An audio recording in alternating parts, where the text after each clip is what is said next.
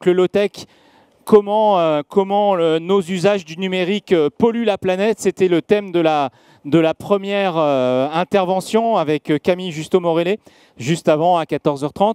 Là, on enchaîne et on voit les cas pratiques un petit peu avec Amadis Castagnier. Bonjour Amadis. Amadis Castagnier, le directeur régional Centre-Val de Loire de la Wild Code School. On redira tout à l'heure ce qu'est la Wild Code School, une des belles réussites entrepreneuriales de la région. À vos côtés, Guillaume Thiellon. Bonjour Guillaume. Bonjour. Guillaume est développeur chez Liger. Liger, c'est l'entreprise, ou plutôt le réseau associatif qui mesure la qualité de l'air dans les villes principalement, mais vous nous redirez de quoi il s'agit précisément. On redira les domaines de compétences de Liger. Alors, le thème de cette deuxième table ronde de l'après-midi, ici sur les Human Tech Days, Green IT, le numérique responsable, Green IT, les technologies vertes, le numérique responsable, les métiers, les perspectives d'avenir, bien sûr, autour de ce numérique responsable. J'ai envie de vous demander, Amadis Castagnier, je ne sais pas quel âge vous avez exactement, je dirais environ 35 ans, peut-être un peu moins. Un petit peu moins, j'ai 27 ans. 27 ans. Vous êtes né avec, vous êtes un génération YZ. Voilà. Comment on s'aperçoit que le numérique est vraiment consommateur de ressources, consommateur d'énergie? Vous, votre expérience personnelle? Alors, c'est vrai qu'on voit tous les jours sur les réseaux sociaux des vidéos qui se déclenchent automatiquement, que ce soit sur TikTok, sur Instagram, sur Facebook. Donc, c'est vrai que ça, de fait, on sait que ça consomme pas mal d'énergie. Donc, c'est vrai que rien que cette expérience-là fait se dire que on utilise toujours nos téléphones, on utilise toujours de plus en plus des applications. Donc, on consomme aussi de fait de plus en plus d'énergie avec le numérique. Donc vous avez à Wild Code School peut-être un programme particulier, mais on y reviendra. Et vous, Guillaume Thiellon, l'expérience personnelle, qu'est-ce qui vous fait prendre conscience que le numérique, c'est 4% des émissions de gaz à effet de serre, hein, on le disait sur la première table ronde, le numérique 4%, l'aérien 2,5%. Bah, effectivement, on s'en rend compte avec le temps, tous les jours, on prend conscience que ça consomme beaucoup de ressources, hein, on le voit bien. Et puis petit à petit, on fait les choses pour essayer de réduire de notre côté cet impact sur les émissions de gaz à effet de serre en fait. Donc voilà, c'est petit à petit qu'on prend conscience. Moi je suis un peu plus vieux qu'Amadis, donc avec le temps, c'est vrai qu'au début, au début de ma carrière, je faisais pas beaucoup attention à tout ça. Et voilà, plus ça va avec le temps, vraiment, on en prend conscience, on entend beaucoup de choses. Voilà. D'accord. Et en plus, Liger, donc le réseau associatif qui gère la qualité de l'air en accord avec les villes et les métropoles, Liger donc, est complètement dans ce créneau-là. En plus, vous, c'est un créneau numérique et santé. Complètement, parce que Liger, c'est l'association de surveillance de la qualité de l'air en région centre. On est agréé par le ministère de l'Environnement. Voilà, on surveille le climat, on est obligé la qualité de l'air, on est obligé de faire attention à ce qu'on fait avec le numérique, à économiser nos ressources pour être complètement pour faire sens avec ce qu'on fait dans notre métier tous les jours. Ouais, c'est cohérent. Ouais. Alors j'ai lu le bulletin de Liger ce matin. Ouais. Tout est bon là sur Orléans, on est en vert. Ça va, aujourd'hui c'est bon. on peut respirer plein pot. En plus, grâce au tramway, le centre d'Orléans a gagné un peu de sérénité de ce côté-là. Alors on rappelle Wild Code School. Il faut le représenter, Wild Code School, parce que c'est une réussite entrepreneuriale, je le disais tout à l'heure, fondée en 2013 à La Loupe, exactement, par une jeune femme qui s'appelle Anna Stepanov, exactement, et qui part du principe qu'on n'est pas obligé de former des codeurs uniquement dans les grandes villes, mais La Loupe, en Eure-et-Loire, à côté de Nogent-le-Rotrou, il y a des gens dans les zones rurales qui peuvent décrocher de l'école, décrocher du boulot, décrocher du centre d'apprentissage et se raccrocher à la formation de développeurs. C'est un peu ça le business model de Wild Code School. Exactement, ouais. C'est vraiment apprendre à coder partout en France et en Europe, parce que depuis donc 2013, on s'est pas mal développé. On a aujourd'hui donc 3 campus en région centre, un à La Loupe, un à Orléans au labo et un à Tours dans les locaux de MAM. Et donc en tout 14 campus, un peu partout en France, en Europe également, avec Berlin, Lisbonne, Amsterdam. Donc voilà, on s'est pas mal développé depuis la petite ville de La Loupe en Eure-et-Loir. D'accord. Ouais, donc vous, quand l'entreprise s'est créée en 2013, vous étiez mineur. Exactement, j'étais pas très vieux. Ouais, d'accord. Et du coup, donc 14 campus, le dernier à Lisbonne, en effet, au Portugal. Et aujourd'hui, combien de stagiaires formés? Alors, tous les ans, on forme à peu près plus de 1700 élèves sur l'ensemble de nos campus.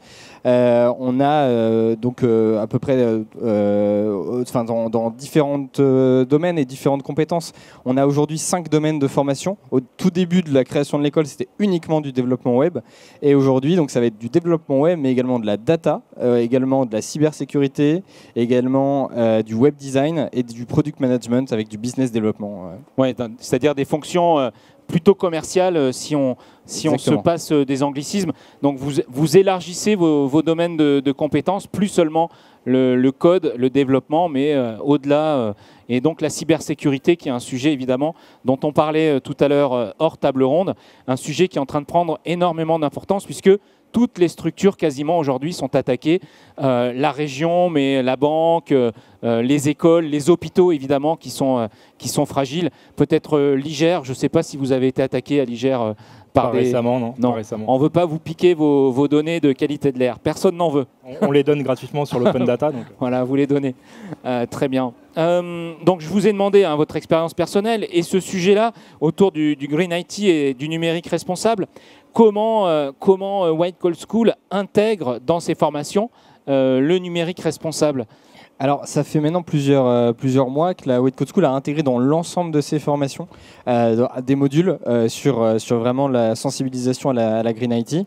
On développe aussi une formation spécifique à la Green IT. Parce que de fait...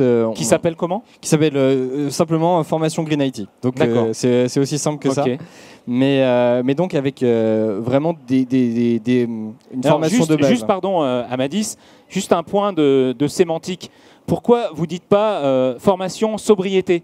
Pourquoi Green IT? Pourquoi ce Green IT est-il si important? Alors, c'est vrai qu'on a peut-être l'habitude d'angliciser vraiment l'ensemble de nos intitulés. Et de fait, parce que notre ambition aussi à la White Coal School, c'est de s'étendre en Europe. Et donc, c'est vrai que même pendant nos formations, on a beaucoup de mots en anglais. Et puis, bon, le langage, la langue du développement web, c'est aussi l'anglais. Donc, c'est pour ça qu'on a vraiment tout anglicisé. Donc, voilà, parfois, ça me fait prendre des réflexions pour les défenseurs de la langue française, même si j'en suis un. Mais en tout cas, c'est comme ça qu'on a... Non, mais c'est juste pour préciser de quoi on parle et comment vous l'intégrez. Donc, vous avez une formation spécifique qui comprend quel module, quelle thématique. Concrètement, vous apprenez quoi à vos stagiaires? Alors, concrètement, il y a des modules très pratiques, donc quel réflexe prendre pour moins consommer, donc éteindre ses ordinateurs lorsqu'on ne l'utilise pas le soir, mais également des modules donc plus spécifiques avec dans le développement web et dans la data. On a donc fixé ces deux domaines-là, puisque il y a des façons de coder de manière éco-responsable, donc limiter son code à vraiment des applicatifs qui vont consommer moins d'énergie, et également dans la data, donc des applicatifs dans le secteur de la data, comment mieux gérer ces données, quel data center choisir pour être dans une gestion éco-responsable de la donnée. Donc voilà, on va du plus simple, du plus basique au tout début au plus complexe et puis au plus spécifique au développement web et à l'application de la donnée également. Guillaume, même question à peu près. Comment vous appliquez au quotidien la sobriété numérique, le Green IT? Il y a plusieurs choses. Ça va être déjà au niveau de l'infrastructure, la moderniser pour qu'elle consomme moins d'énergie. Ça va être, moi, dans mon métier de tous les jours de développeur, ça va être de coder des applications optimisées. d'optimiser mon code, de ne pas faire appel à des ressources inutiles. Des fois, on a tendance à faire appel à des API et un peu trop les surconsommer. Alors des API, c'est des interfaces. Des interfaces qui fournissent des requêtes en HTTP dessus pour récupérer une donnée. Voilà. Et à côté de ça, donc, des fois, on a tendance un peu à les surconsommer. Des fois, on utilise des librairies où on n'a pas forcément besoin de toute la librairie. Donc des bibliothèques, en fait. Des bibliothèques, voilà. Des bibliothèques de données. Voilà. Et puis après, ça va être des gestes au quotidien. Ça va être la boîte mail, la nettoyer assez régulièrement, se désabonner des newsletters qu'on ne se sert pas. Ça va être d'éteindre son poste quand on part le soir, de le mettre en veille quand on quitte le bureau pour une réunion ou autre chose. Un café ou une table ronde. Voilà, une table ronde. Ça va être voilà, nettoyer aussi les postes de travail, les serveurs, faire un bon nettoyage, des mises à jour régulières pour les entretenir régulièrement pour qu'ils consomment moins, enfin qui perdurent à consommer moins. Et voilà, c'est tout un tas de petites actions qui, mis bout à bout, si tout le monde le fait, je pense que ça peut aller dans le bon sens. Amadis, est-ce que Wild Call School est sollicité? Alors ça va au-delà de Wild Call School, mais est-ce que les organismes de formation sont sollicités par les entreprises pour fournir des responsables de systèmes d'information qui maîtrisent un peu le nettoyage des outils, le nettoyage des corbeilles, des boîtes à papier mail, des boîtes mail? Est-ce que ça devient une requête des entreprises? Complètement. On a de plus en plus d'entreprises, davantage de grosses entreprises d'ailleurs, qui en fait nous commandent des formations spécifiques au numérique responsable. Et donc pour leurs salariés. Exactement, pour leurs salariés. Voilà. Et en fait, c'est vraiment des formations un peu basiques, mais revenir à certains basiques, c'est souvent ça qu'on a très souvent oublié lorsqu'on a l'habitude d'avoir du numérique partout et disponible à tout moment, du numérique gratuit, de la donnée totalement gratuite. Donc c'est bien apprendre à éteindre son ordinateur à la fin de la journée. C'est bien apprendre à nettoyer sa boîte mail parce qu'un mail, ça fait de la donnée, donc ça consomme aussi de l'énergie à l'intérieur d'un data center. Leur apprendre quels sont les différents composants d'un ordinateur en tant que tel, quels sont les composants qui ont un impact plus fort un impact environnemental plus fort. Voilà, il y a des marques qui aussi développent des outils numériques plus responsables avec des composants qui viennent d'un peu moins loin et qui sont un peu plus durables également. Donc voilà, c'est un peu ces différentes formations qu'on donne de plus en plus aujourd'hui dans les entreprises. Alors, je posais la question tout à l'heure à celle qui vous précédait sur cette table ronde, Camille Justo-Morellet du mouvement Low-Tech. Je lui parlais de cette actualité de la standardisation des chargeurs. Alors pour l'instant, on parle des chargeurs de téléphone, mais j'imagine que peut-être demain, on aura les chargeurs d'ordinateur, même si en fait, c'est un petit peu plus standardisé dans les ordinateurs que dans les téléphones. Il y a un petit peu moins de prise, il me semble. Mais qu'est-ce que vous en pensez ? Est-ce que, même si à White Call School, on est plutôt sur les ordinateurs que sur les téléphones, Oui, mais c'est vrai que c'est un très très bon début. Et puis c'est vrai que c'est une mesure qui est courageuse parce que c'est la première au monde. Et donc mesure qui va justement réduire et avoir un impact très concret sur l'environnement. Je pense que ça doit aussi, et ça va sûrement aller vers une standardisation pour les ordinateurs. Et voilà, c'est des mesures qui sont très concrètes, très basiques, qui sont courageuses à prendre parce que c'est vrai qu'on fait face quand même à beaucoup de grosses entreprises, Apple pour pas la nommer, qui n'a pas du tout eu cette politique-là. Et donc c'est vrai que moi je trouve, et en tout cas c'est ce qu'on essaye aussi de mettre en place à la White Call School, c'est de ne pas renouveler en permanence notre batterie d'ordinateur, c'est de faire en sorte qu'il puisse durer le plus longtemps possible, parce que donc on met à disposition des ordinateurs pour nos élèves. Donc je vous avoue que là ils sont sur la table et ils datent d'il y a un petit peu longtemps, donc je les rentabilise plutôt bien et c'est pas la nouvelle la nouvelle forme. Mais... D'ailleurs, quelle politique d'achat vous avez à White Call School ? Quelle politique d'achat? Est-ce que vous faites un package global? Comment ça se passe? Alors, pour le coup, les anciens ordinateurs avec lesquels je suis venu, ils datent il y a des tout début de la White Coat School.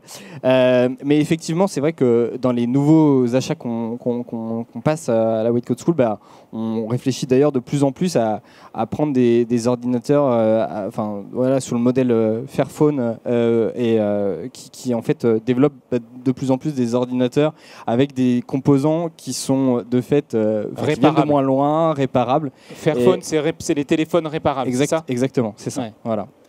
Et donc, du coup, vous achetez combien d'ordinateurs par an? Parce que 1700 stagiaires par an, ça fait un petit paquet. Alors, pour le coup, on donne pas des ordinateurs à tous les élèves, parce que la plupart des élèves, en fait, préfèrent garder leur propre ordinateur parce qu'ils sont 10 fois plus à l'aise avec le leur. C'est une mise à disposition qu'on fait. Et sur chacun des campus, on a à peu près une vingtaine d'ordinateurs à disposition, peut-être un petit peu moins, mais c'est pas non plus énorme par rapport au nombre d'élèves qu'on a, parce que voilà, je sais que pas mal d'organismes de formation, plusieurs partent du principe qu'ils mettent un ordinateur dans les mains de chacun des élèves, mais nous on a considéré que, et ça se vérifie à chaque fois, que les élèves sont aussi très à l'aise et d'avoir davantage avec leur propre ordinateur, et donc c'est pour ça que avec lequel ils peuvent travailler le soir. Exactement, à leurs heures perdues. Exactement. Alors je ne sais pas si Guillaume Thiellon, vous n'êtes pas le responsable des achats chez Liger, mais chez Liger, on a quelle politique sur le renouvellement des ordis? Donc, si, je m'occupe aussi de l'achat du matériel. Vous en occupez. Ouais. Et nous, en fait, on a une politique donc, de remplacement. On les remplace tous les 3, 4, 5 ans, ça dépend du type de matériel. Un Mac, par exemple, va durer plus longtemps qu'un PC standard. Parce que voilà, performance, c'est vrai qu'on a tendance à avoir des performances un peu plus longues. Par contre, derrière le recyclage, nous, on stocke tout et on le donne à des associations pour qu'ils soient reconditionnés et réutilisés. Vous pensez à quelle association? Tout à l'heure, je cherchais le nom, mais il y a Envie dans le 45. C'est une autre association, j'ai plus le nom en tête là tout de suite, mais on fait ça, on le donne pour être reconditionné et redonné, réutilisé par la suite. Ouais, de plus en plus d'acteurs publics, entreprises font ça maintenant pour le reconditionnement des ordis. Chez Liger aussi, vous avez combien de données par jour? Je ne me souviens plus, je ne sais pas si on en a parlé d'ailleurs. Nous, on a 10 milliards de données par an. 10 milliards de données par an sur la région centre. Et du coup, vous faites appel à quel data center et comment vous gérez ce... Alors, on a plusieurs choses. On a une partie, on fait appel à OVH au niveau des data centers. OVH qui est le numéro 1 français de l'hébergement, qui est basé à Roubaix. À Roubaix, à Gravelines. Nous, on est sur le site de Gravelines. Ensuite, on a donc toute la partie open data qui est stockée chez un fournisseur qui s'appelle ArcGIS. Parce qu'on a forcément des données de la géodata, donc c'est un site qui est spécialisé pour ça. Et puis après, on a toutes nos plateformes on a des plateformes de data visualisation pour le grand public. Puis après, les données brutes sur l'open data où des experts ou des professionnels peuvent les récupérer et les traiter eux-mêmes dans leurs applications. Et ça, c'est donc géré par vos soins ou comment? C'est nous qui alimentons les bases de données tous les jours avec les données qui remontent des stations et qui sont validées tous les jours et qui sont remontées dans l'open data. Ouais. Alors moi je suis grand public néophyte, j'ai accès qu'à votre newsletter, qu'à votre lettre quotidienne, mais où est-ce qu'on peut aller chercher d'autres informations dans la data Liger? Donc sur le site liger.fr. Il y a tous les accès, en fait, toutes les redirections qui sont présentes. Il y a le site il y a un site qui va être mis en place prochainement, qui va mettre de la data visualisation. Donc il est en cours de finalisation, il va être mis dans les prochaines semaines en ligne. Il y a un autre site qui fait la transversale Air, Climat, Énergie, Audace. Et puis après, qui est un site national? Qui est un site régional. Nous, c'est pour la région centre. D'accord, vous alimentez un site national avec les données régionales. Et après, c'est Atmo France qui récupère toutes nos données et qui les agrège pour la France entière. Ouais. Et ensuite, le site Open Data qui va fournir toutes les data brutes, toutes les données brutes. Alors, ok, le thème de cette table ronde autour des métiers du numérique responsable, du Green IT. On a un petit peu déjà évoqué le sujet, mais qu'est-ce que ça vous inspire? Est-ce que demain, les métiers du numérique seront forcément placés sous le sceau de ce Green IT, ou alors on peut continuer à être un très bon ingénieur ou un très bon développeur ou un très bon technicien réseau sans se soucier de ça? Non, parce que de fait, l'ensemble des pouvoirs publics ont compris aussi l'enjeu et de fait, même les entreprises en elles-mêmes nous demandent d'intégrer à l'intérieur de nos formations toujours une petite, et de plus en plus grosse, part de prise de conscience de l'impact du numérique. Que ce soit l'ARCEP qui a mis en place, qui a publié un très bon rapport sur l'impact environnemental du numérique. L'ARCEP qui est l'autorité de régulation des communications électroniques et je ne sais pas exactement, et des télécoms. Qui en fait a vraiment pointé point par point quels sont les différents impacts de nos utilisations numériques. Donc c'est de plus en plus grand public, c'est de plus en plus connu. Alors reste à être mis en pratique parce que c'est vrai que on a encore des vieux réflexes et même nous au quotidien parfois de pas forcément appliquer, de pas forcément éteindre son ordinateur le soir. Ou alors la box, souvent on éteint, c'est mon cas, ouais. J'éteins l'ordi mais pas la box. Ouais, c'est vrai. Ça c'est terrible. Ouais.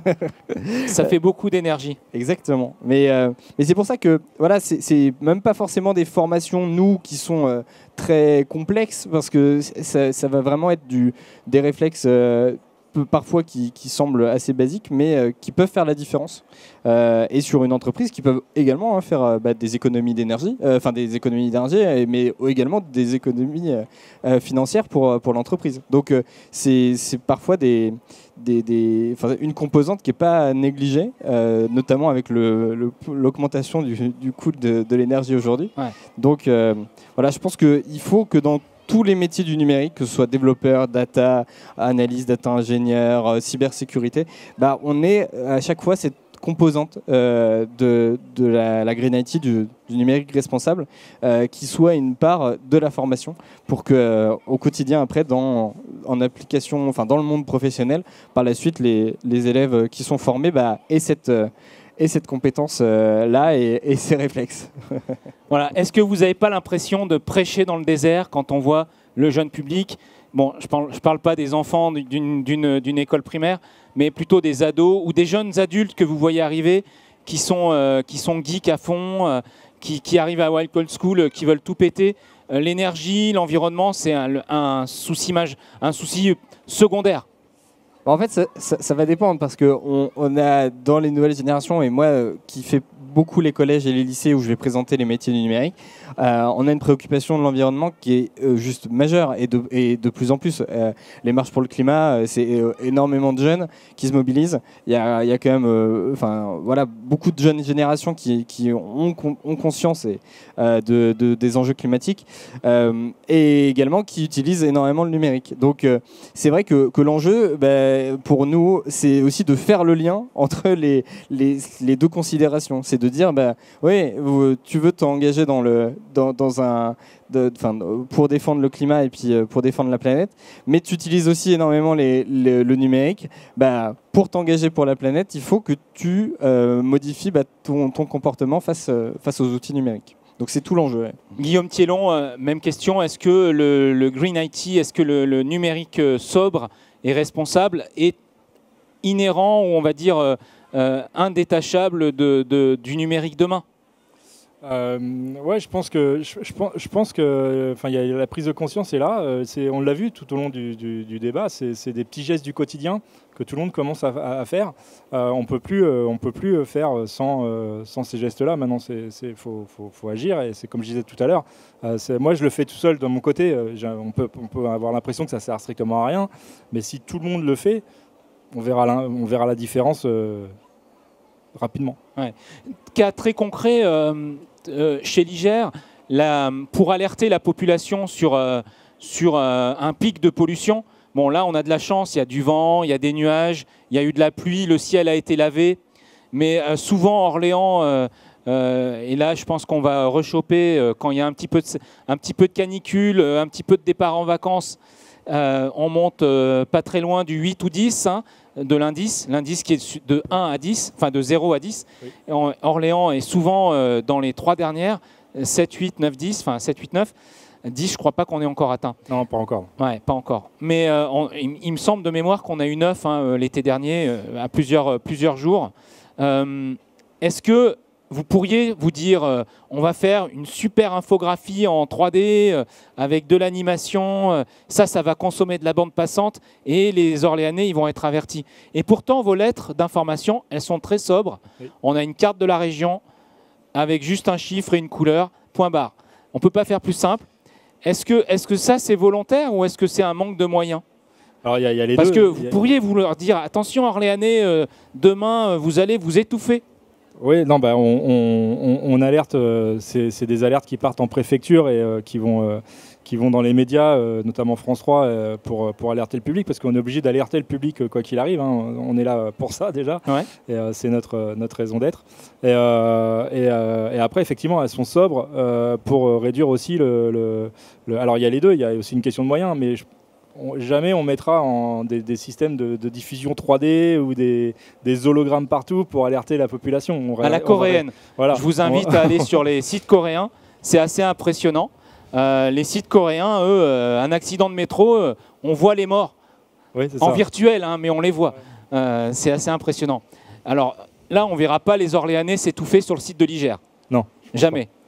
C'est aussi une question. Alors, il y a de la pudeur, ou disons, il y a une approche un peu différenciée de la santé, évidemment, mais il y a aussi cette question, vous le dites, de sobriété numérique. Ça joue. Ça y joue, et puis après, il y a aussi la question des moyens. Voilà, on a nos moyens qui sont aussi limités, hein, donc c'est ça aussi. Mais la sobriété, je pense qu'une carte simple avec un chiffre, ça parle plus et ça parle à tout le monde, qu'une super animation 3D qui va durer un certain temps pour avoir l'information au final. Très bien.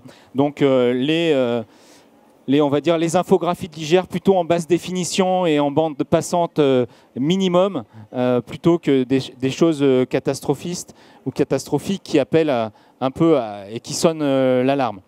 Voilà. Est-ce que dans le public, il y a des questions sur les métiers, le Green IT, sur le numérique responsable, ou bien on aborde cette fin de table ronde et en attendant la suite. Donc peut-être je vais me tourner encore vers Amadis Castagnet. On rappelle peut-être les cursus, les moyens d'accès à la White Cold School, les profils aussi, qui vous formez, en rappelant que Guillaume Thiellon est un de vos anciens élèves, hein, c'est ça? Ouais, j'ai fait la première session de formation de la Wild à Orléans. Ouais. C'est-à-dire il y a 4-5 ans? Il y a 5, ouais, c'est en 2016. 2016, ouais, il y a 6 ans. Première implantation, vous étiez dedans. D'accord. Qu'est-ce qui vous a attiré d'ailleurs à la White Cold School? Moi, c'est parce que moi, mon parcours, il est IT. J'ai 27 ans d'IT derrière moi. Ce qu'il fallait que je fasse, c'était, voilà, j'ai monté des sociétés, tout ça. Il fallait que je me mette à jour. Donc, c'était l'occasion pour moi de faire une formation courte pour me mettre à jour bien et repartir sur de bonnes bases. D'accord. C'est-à-dire les sociétés que vous aviez fondées avant, c'était plutôt dans le développement, plutôt dans la maintenance, plutôt dans les réseaux, l'infrastructure? Il y en a eu plusieurs. Il y a eu dans le support informatique au grand public professionnel, et j'ai eu du e-commerce aussi. Donc, voilà. Et puis il y a eu dans les professionnels tout ce qui est administration serveur. D'accord.